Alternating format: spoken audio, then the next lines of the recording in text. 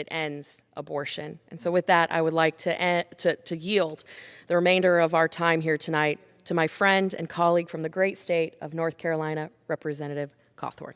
Kat, the great warrior from Florida, thank you for your leadership on this matter.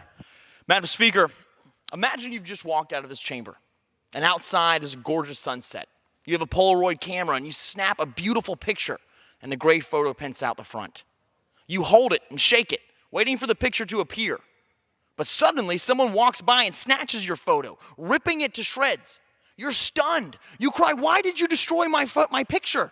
The person replies, "Oh, it wasn't a picture. It wasn't fully developed yet." All of us in this room realize how asinine that reasoning is. That photo was transforming into a beautiful image. This illustration by Seth Gruber is simple, but it's what our nation has done to the most precious image of all, the image of God. Madam Speaker, a silent genocide has slipped beneath the conscience of America. Precious works of our Creator, formed and set apart, meet death before they breathed life. Eternal souls woven into earthen vessels, sanctified by Almighty God and endowed with the miracle of life, are denied their birth by a nation that was born in freedom. God's breath of life blown away by the breath of man. This cruel and fallen world may seem too filthy for their very presence, but these precious temples are crafted in the image of God Himself. One day, perhaps when science darkens the soul of the left, our nation will repent. But until then, the carnage of this unconscionable deed will stain the fabric of our nation. I hope that the Supreme Court overturns Roe v. Wade. I hope that we stop the genocide of abortion in this country. With that, I yield back. Thank you to my friend and colleague from the great state of North Carolina. I am proud to be a representative alongside you as the pro-life generation. Madam Speaker, with that, I yield back. Thank you. The chair will receive a message. Mr. Speaker, I'm delighted to yield 90 seconds to the gentlelady from Colorado, Ms. Boebert. Thank you. Mr. Speaker, it appears that the death of 13 American soldiers and the billions in American military equipment handed over to terrorists isn't enough tragedy for my Democrat colleagues. To continue their legacy of death and destruction, progressives decided to bring abortion on demand up for a vote this week. These baby-killing advocates have been spewing lies and half-truths at an alarming rate since heartbeat bills have been passed by states all across the country. So I thought I would just address a few of these lies. Lie number one, abortion is good for women. That's some CNN fake news right there. Women who have an abortion have an 81% increase in risk for mental health problems and are 35% more likely to commit suicide. Abortion doubles the risk of alcoholism for women, increases the risk of future miscarriages by up to 60%, and of course, increases the chances of death in the mother. Every abortion leaves one dead and one wounded. Abortion is bad for women. Lie number two, rape victims need abortions. Wrong. They need love. They need support. They need safety and healing. They needed a Glock 19 when it happened. It's time we start addressing killing the raper, rather than the baby. What isn't needed is trying to rectify a horrible situation through the killing of an innocent life. Abortion makes up only 3% of Planned Parenthood's services. Yep, that's lie number 3. Seriously? No one believes this. Planned Parenthood is America's #1 abortion provider. More than 96% of women who seek help at Planned Parenthood have abortions. Planned Parenthood is for women's health care, like Mattress Firm sells mattresses, right? And number 4, heartbeat bills restrict abortion. Actually, this one's true.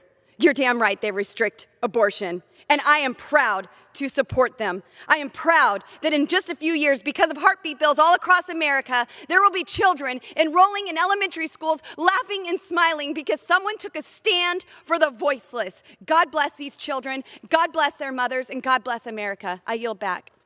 Well, I thank the chairman. The one word that has been consistently missing from my colleagues on the other side of the aisle today is heartbeat. Because my colleagues on the other side of the aisle don't want to start with the concept of heartbeat. That's what this law is titled. That's what drove and motivated the people of Texas, was to protect life when there was a heartbeat that was able to be identified. Every one of us in this room has a heartbeat. Every one of us knows the tie of heartbeat to life.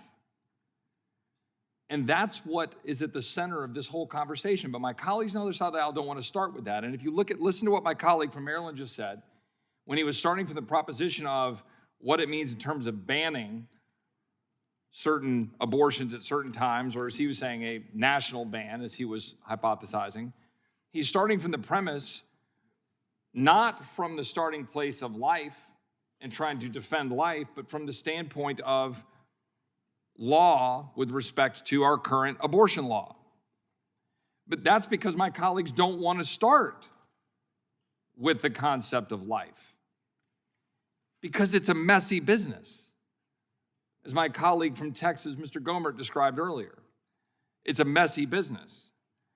There's been a lot of misinformation floating around about the Texas bill, right? Saying that it's a flat-out ban on abortion, yet there have been still 2,000 plus abortions in September after the law took effect. I don't think we have the data for October yet. 2,000 plus abortions. Now, I will acknowledge that that is an over 50% drop from the 5,000 and something abortions in August. And the question I was going to ask of our witness, who obviously is no longer here because we didn't meet for 2 hours this morning, and now we're meeting at night and she was not able to be here. But what I was going to ask her is, what conversation would she like to have with the 2,000 to 3,000 lives that will be walking this planet in September alone? The 2,000 to 3,000 lives that will be walking this planet because of this bill. Now, I know my opponents on their side of the aisle want to fixate on Roe or Casey. That's fine. We can have those legal debates. But what we're talking about here are human beings and life. That's what is at the center of all of this. And the question becomes, and as my learned friend from Maryland talked about, he said the vast majority of, I think the exact phrasing, but a non-viable fetus in the first trimester in the context of abortion law, okay, Texans decided through their elected body in the state legislature to say that if there is a heartbeat detected, that life should be protected. That's what the people of Texas decided. And then I hear all of this sort of wailing and gnashing of teeth about the construct of the law, about how it's novel. Yet this construct is very similar, for example, to a state law, say Colorado, telling a cake baker to bake a cake under Colorado law, despite conflicting with a deeply held religious belief of the baker, and then forcing the cake baker to decide whether to proceed in the face of possible private litigation, challenging his or her decision, and whatever that means in terms of cost and impact, and then find a way to litigate his or her First Amendment rights in state or federal court. And we act like this is some sort of novel concept, but it is not. This is a debate. And this is the kind of thing you litigate, but we've got people in Texas saying, hey, we think life is worth protecting. I would note, as I said before, that there were 2,000 abortions in September. In Texas in 2020, 49,000, almost 49,000 of the 54,000 roughly, I'm rounding, abortions were less than 10 weeks. And what we're talking about here is saying that if there's a heartbeat, that we do everything we can to protect that living being. And we talk about vigilante justice. What we're talking about is the ability to go bring suit in defense of a life. That's what we're talking about.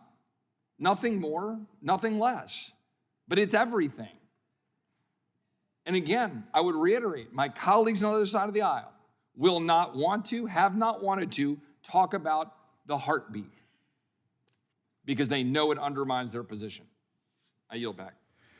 I thank my friends from Louisiana.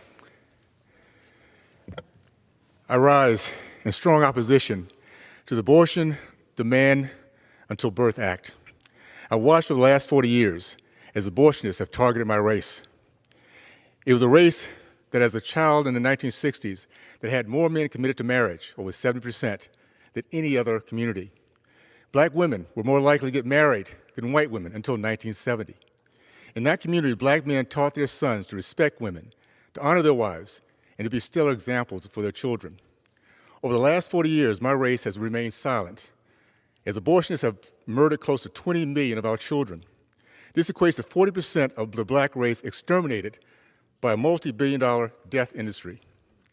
The same industry that the Democrats that are now promoting this bill are teaching our young girls now that killing their babies after being born alive has no consequences, that a living, beating heart is nothing more than a hangnail. Black women represent 12% of Americans' female population, but make up 40% of the women who end up on the operating table of a wealthy abortionist. In civilized countries, the taking of 20 million lives would be called genocide. The left now calls it choice. Over the decades since my youth, we have turned over 70% of the black fathers in my community into whiners, weenies, and wimps, as they with no shame desert their families. They then convince the mothers of their children to absolve them from the responsibility to man up and find the character and backbone to provide and protect for their own namesake and legacy.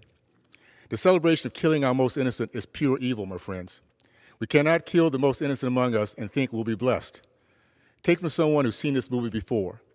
Compare the black family of my youth in the 1950s and 60s to the shell of the black family today. The pathway to destruction of our precious family unit, manhood, womanhood, and our American culture begins with the wanton destruction of our babies. If we continue to allow this to happen to our great nation, evil wins and America loses. I pray that our nation finally turns its back on this dark and destructive industry. The line that hypocrisy is the tribute that vice pays to virtue. The Democrats are fond of concocting ominous terms. Dark money is one of their favorites, and I mention hypocrisy because the Democrats receive far more dark money than Republicans. So while they're shoveling in hidden money from giant donors, they complain hidden money from giant donors is a terrible thing. And then they come up with a shadow docket, which I suppose dark money ought to cast a shadow, although actually it ought to be light money, I suppose, if it's casting a shadow. What they're calling a shadow docket is the ordinary operation of every court that's been in existence since the ratification of our Constitution, whether a district court, a court of appeals, or the United States Supreme Court. If there's a motions docket, the motions docket is handled on the motions docket. That has been always the case. When I was a clerk at the Supreme Court, I remember every damn execution in the country. The clerks are there until late at night, and many of the states have executions at midnight, and so on the West Coast it'd be 3 in the morning. And you'd have the clerks there till 3 in the morning dealing with the emergency motions, that every time there's an execution, 30 minutes before the execution, you get something. At the time I was clerking, they were faxed in. Professor Mascott, you probably don't know what faxes are. They weren't there when you were clerking, but it would be an emergency appeal at the end, and strangely enough, you'd call your justice and wake up your justice at midnight or 1 or 2 in the morning to cast a vote on the emergency appeal filed at the very end to try to delay the execution. So this whole notion of a shadow docket is called an operating court that is deciding emergency motions. But look, what this is really about is trying to demonize Texas and trying to demagogue on the question of life. Now, when it comes to demonizing Texas, I suppose I can understand the incentive of Senate Democrats to do so. Chairman Durbin is from Illinois. I just looked up the statistics in the year 2020 of what states people are moving out of. The number 1 state is New Jersey. The number 2 state is New York. The number 3 state is Illinois. Illinois did better. A year ago, it was the number 2 state for people fleeing. Last year, it was number 3. So Illinois is doing better. Where do the people from Illinois go? Well, clearly they don't go to the hellholes like Texas or Florida. Well, no, actually, that's exactly where they go. They go to Texas and Florida. Why? Because we actually have jobs there. We have low taxes, and we protect people's rights. Look, today's Democrats on the question of abortion are radical and extreme. Their position, they support unlimited abortion on demand up till the moment of birth, partial birth abortion, with government funding, with no parental consent, no parental notification. It is radical, it is extreme. 9% of Americans agree with the positions of every Democrat on this committee because they have handed their abortion agenda over to the radical left. Texas made a perfectly reasonable decision to protect life. Life is valuable. You know, I would note the Texas law triggers when the unborn child has a heartbeat. The last I checked, clumps of cells don't have heartbeats. But the extreme Democrats don't want to talk about that, so instead they concoct a hearing on ominous Texas, ominous shadow dockets, all of which is political theater, none of which is addressing the real issues people care about.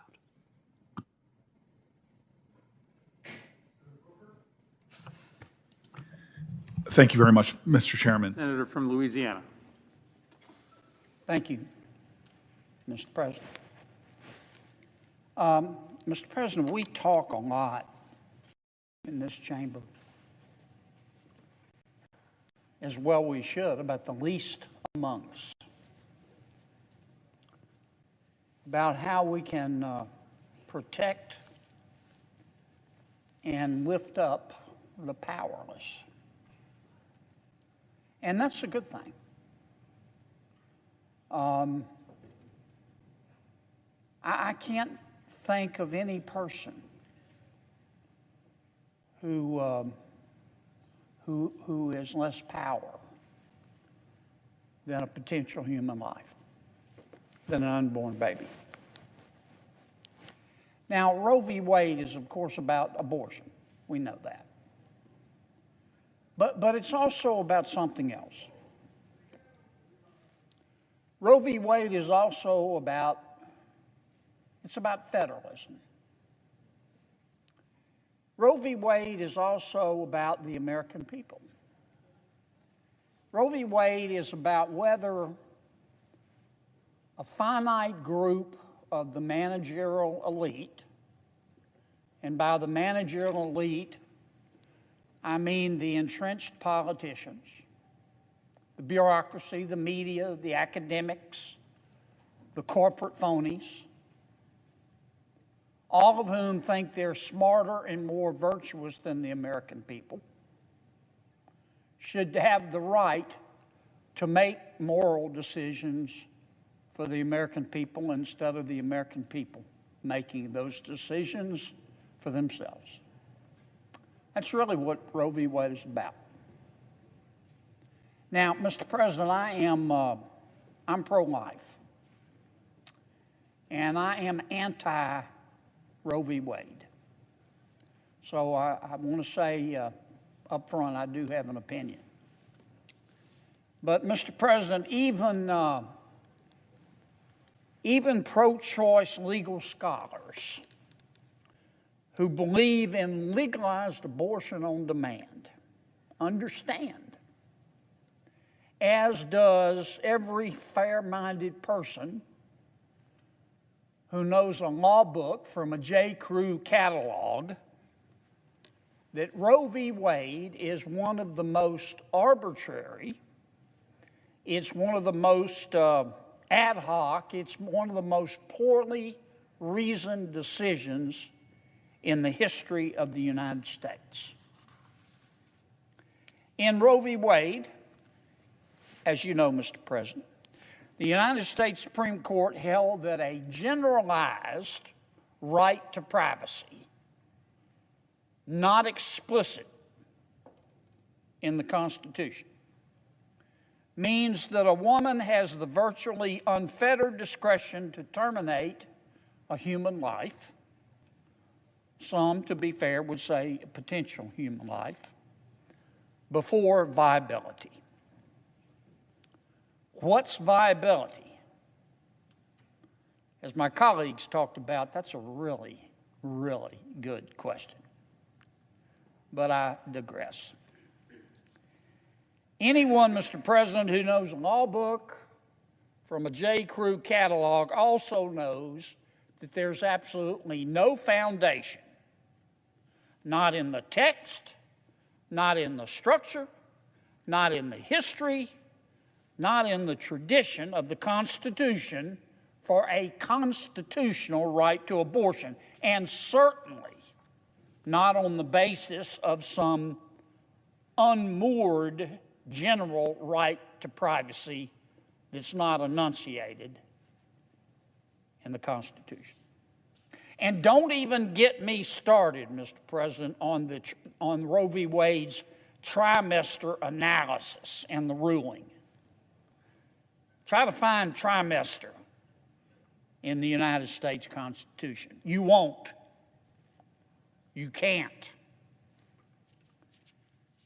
The truth is,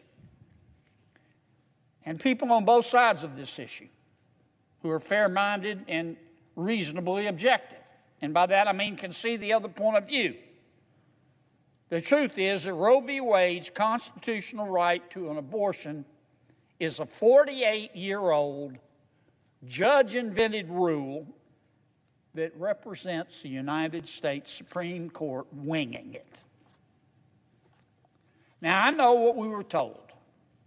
We were told back in the 1970s, look, we've got to have a national rule to settle this issue. Only Washington, D.C. can settle this issue. We have to have a rational rule. We need some peace in the land. We need consensus. How's that working out for us, Mr. President? Roe v. Wade didn't settle anything. Now, in the Dodd case, which the United States Supreme Court is about to hear, the United States Supreme Court has a really rare opportunity to say, as Justice Scalia wrote in one of his opinions, that value judgments made on behalf of people should be voted on by those people and not dictated from Washington, D.C. In the Dodd case, the United States Supreme Court, Mr. President, has the rare opportunity to say what we all know, and that is that America is this big, wide, open, diverse, sometimes messy, sometimes dysfunctional, sometimes imperfect, but always trying to get better group of good people. That's what America is.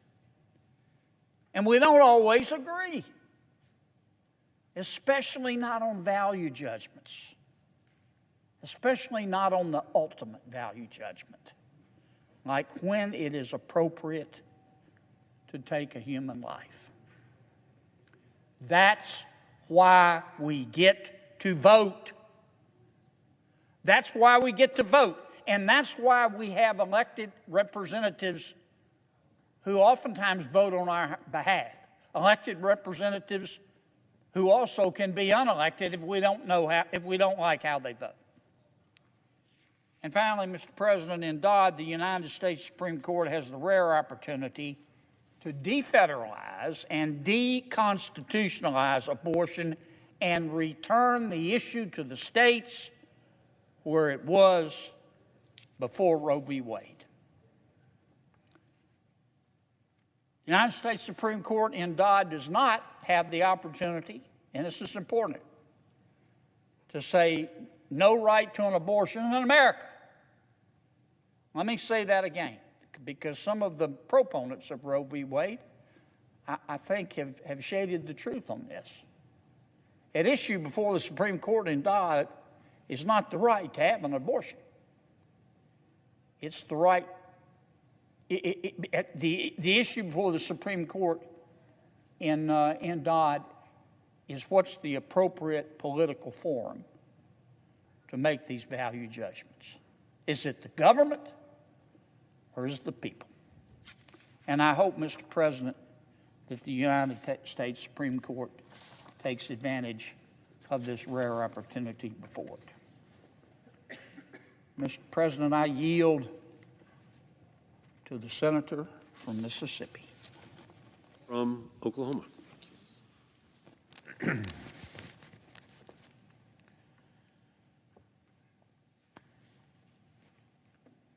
December of 1952, and again in December of 1953, the Supreme Court was packed. There was lines out into the hallway with people waiting to get in to hear oral arguments.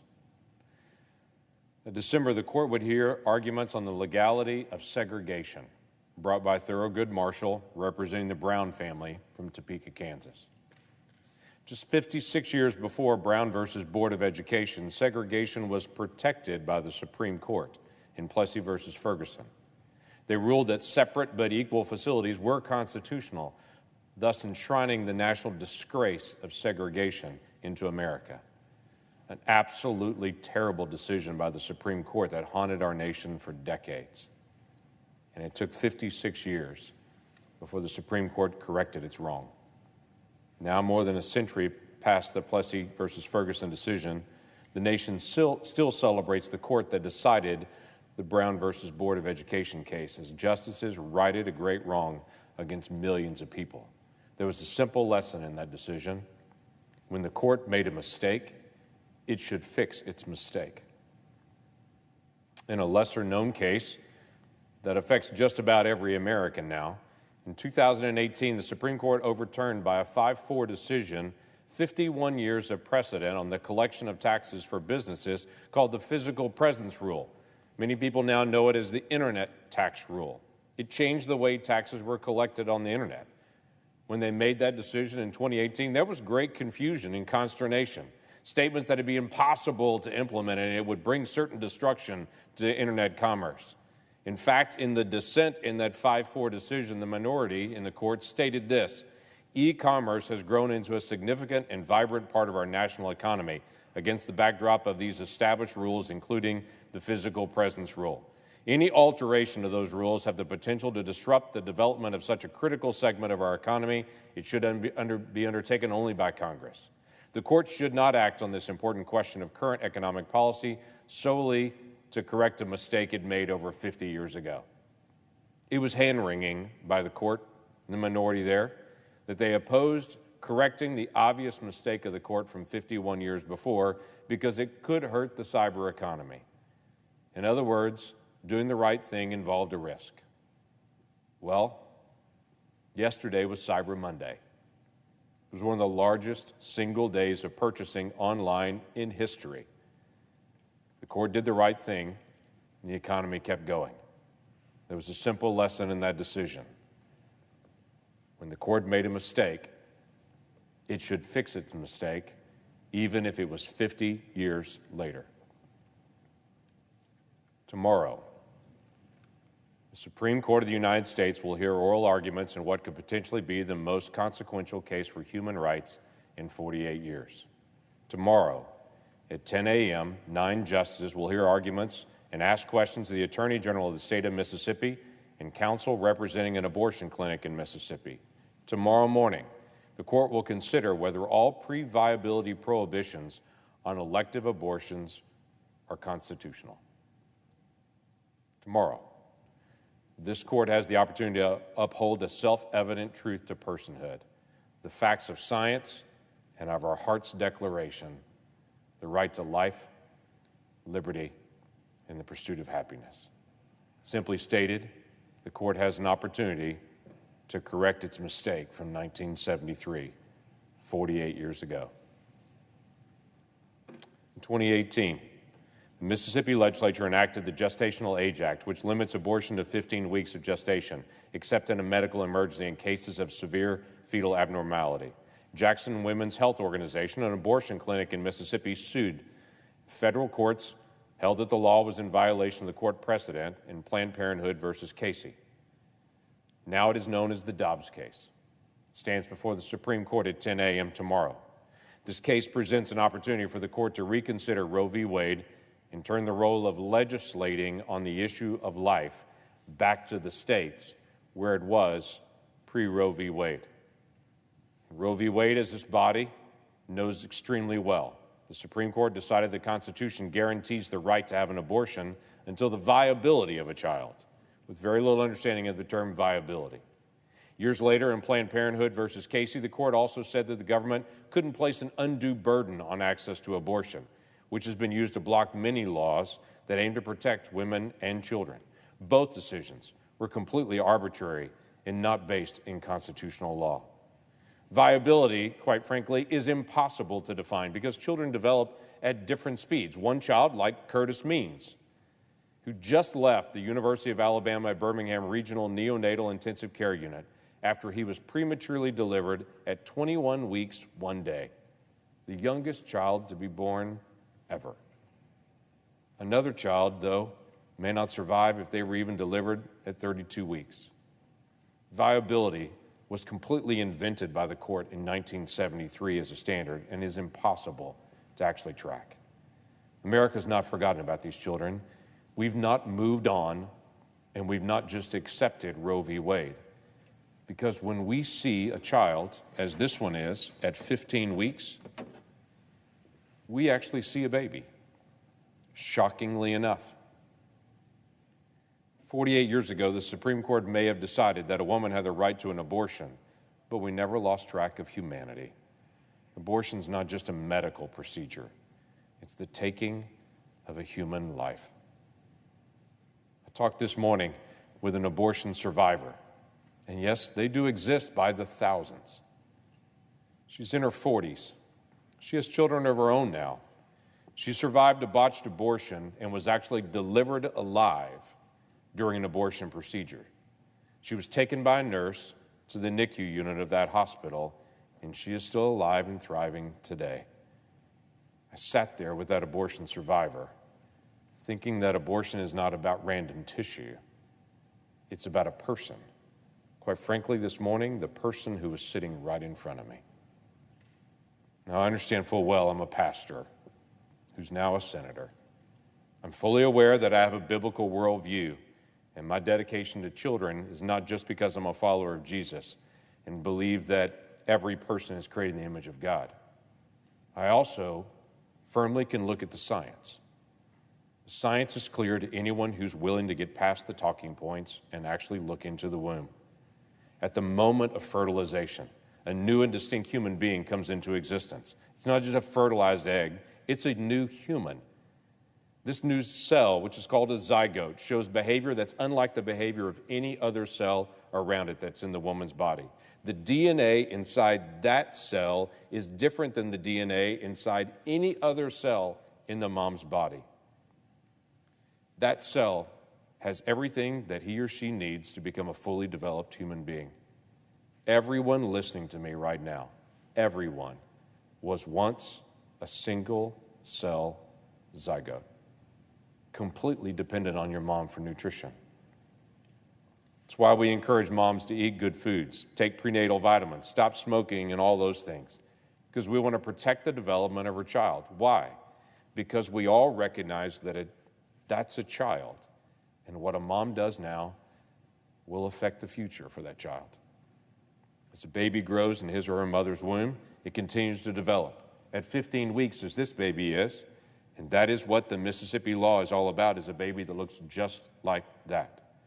At 15 weeks, a baby has heart, lungs, skin, eyes, a nervous system. By 15 weeks, or a little over 3 months of pregnancy, this preborn baby is moving around and responds to touch. All of her organs are formed, and she just needs more time for them to grow and develop. Her heart already has 4 chambers. It's already beaten millions of times and pumps more than 6 quarts of blood per day.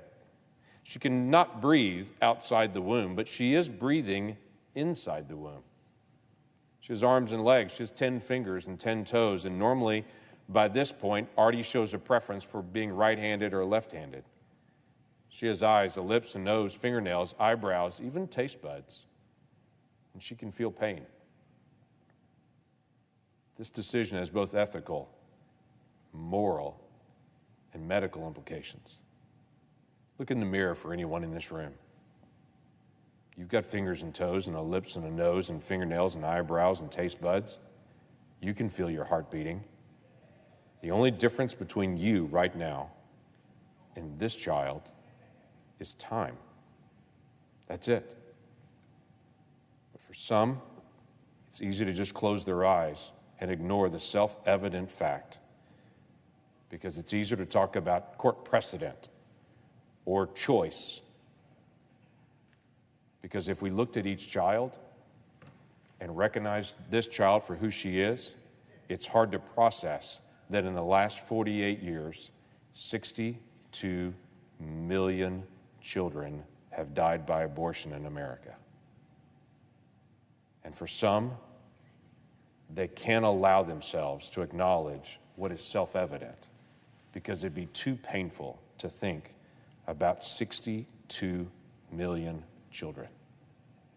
Can I tell you, 62 million children is the combined population of Vermont, Alaska, North Dakota, South Dakota, Delaware, Montana, Rhode Island, Maine, New Hampshire, Hawaii, West Virginia, Idaho, Nebraska, New Mexico, Kansas, Mississippi, Arkansas, Nevada, Iowa, Utah, Connecticut, Oregon, Kentucky, Louisiana, Alabama, and Oklahoma combined.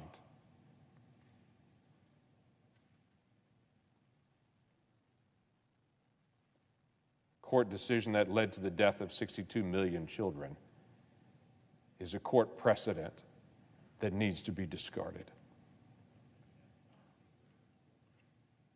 Prior to 1973, each state had its own laws on abortion. That's what would happen again if the court overturns Roe v. Wade. We'll have a patchwork of laws about abortion, just like we do right now on homicide. In some states, like mine, if a pregnant mother and her child are killed, the perpetrator faces 2 charges of murder, one for the mom, one for the child. In other states, the perpetrator would only face 1 charge of murder because that state doesn't recognize that child's existence at all. I think that's absurd. But that's a law in one state, and it changes from state to state. People can speak to their own state legislators about changing that law in their state and about recognizing the value of every child, even the child in the womb. But until they do, that child's a non-entity in some states. That kind of difference in homicide laws is allowed by the Supreme Court already. This court should give that same right to every state for every preborn child, not just for some. The law being debated in the Supreme Court tomorrow reflects the will of the people of Mississippi, just as many pro-life laws in Oklahoma and in our legislature have reflected the will of the people of Oklahoma. The arbitrary, outdated viability standard established by the court makes it harder for states to protect women from physical risks that accompany late-term abortions. Makes it difficult to allow states to protect preborn babies in the second trimester that can experience pain. The viability standard prevents states from banning dismemberment abortion. The viability standard deters states from protecting children diagnosed with Down syndrome, developmental disabilities, and children being aborted simply because they're male or female. It also prevents states from protecting the lives of their own citizens at any stage of development. I don't understand how infants have become a partisan issue. I really don't. There are some issues, as I talk to my colleagues on the other side of the aisle, I can see their perspective and their point of view. I may not agree, but I can understand their point of view. But on this issue, I do not understand how some people see a baby sucking their thumb in the womb and they see them only as medical waste. I don't understand how some people can support an abortion in one moment, but when they talk to a woman that's had an abortion or had a miscarriage, they immediately respond with, "Oh, I'm so sorry." If a miscarriage is the loss of a child, then what's an abortion? I don't understand how the same person who fights to protect the right to abort children also brings a gift to a baby shower and celebrates a mom and a baby. How can one child be worth celebrating and the other child be medical waste? I just don't understand that compartmentalization. Frankly, I don't understand how some people that are pro-abortion justify protecting bald eagle eggs in federal law, but have no problem supporting the taking of human life in the womb. Children are not medical waste. Children are beautiful, innocent, and valuable. Some people that are pro-abortion call pro-life people horrible names, and they say they're trying to limit a woman's choice and her freedom, while they work to protect her right to have her own baby, literally have its arms and legs torn off in the womb, so the child would bleed to death in the womb, and then each body part would be suctioned out separately. I don't consider that freedom. I consider that cruel and inhumane. They say it's a woman's choice. But when does the child get to choose? Some people in our nation actually celebrate the death of children like it's some glorious empowerment of a woman that she's able to pick and choose which baby will live or die based on her decision. I don't think that's empowerment. I think that's barbaric. Mother Teresa stated, "It's a poverty to decide that a child must die so that you can live as you wish." Change begins tomorrow.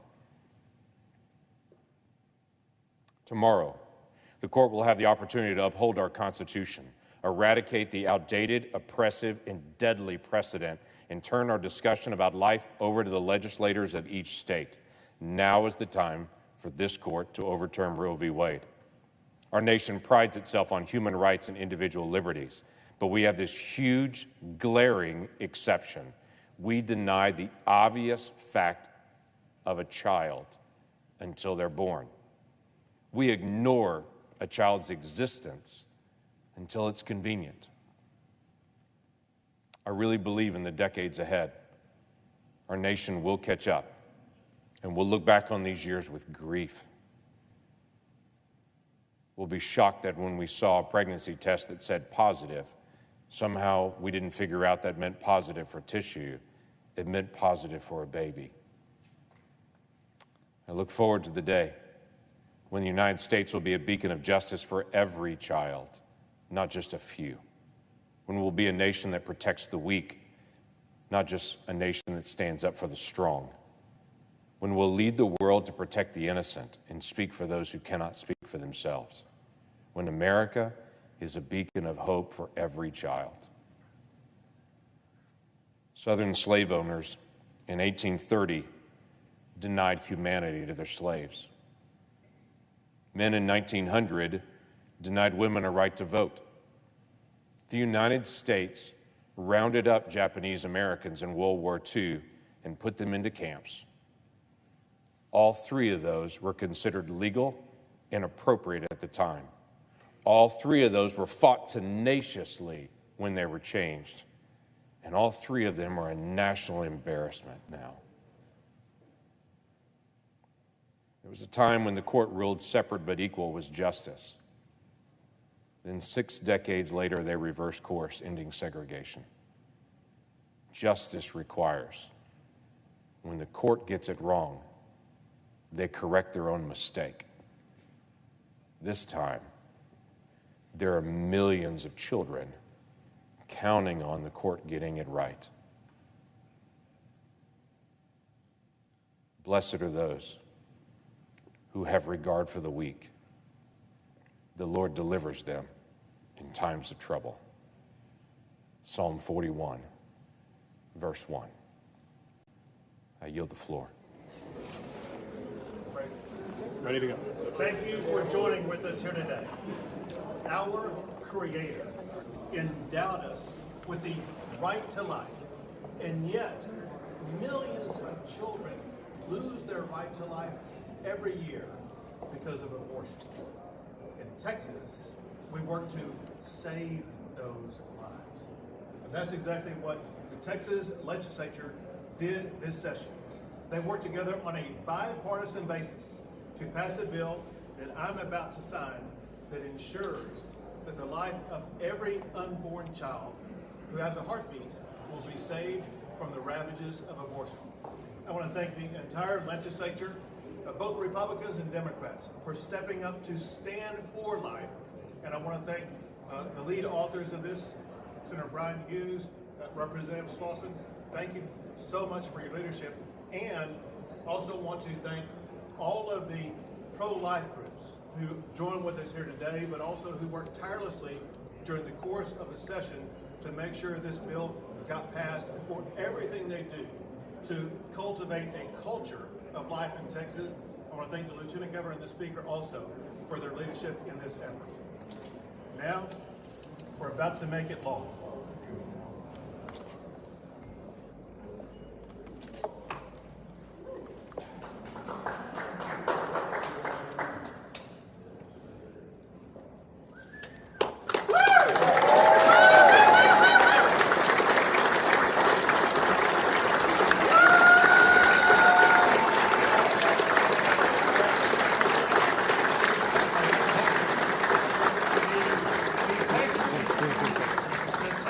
Heartbeat bill is now law in the Lone Star State.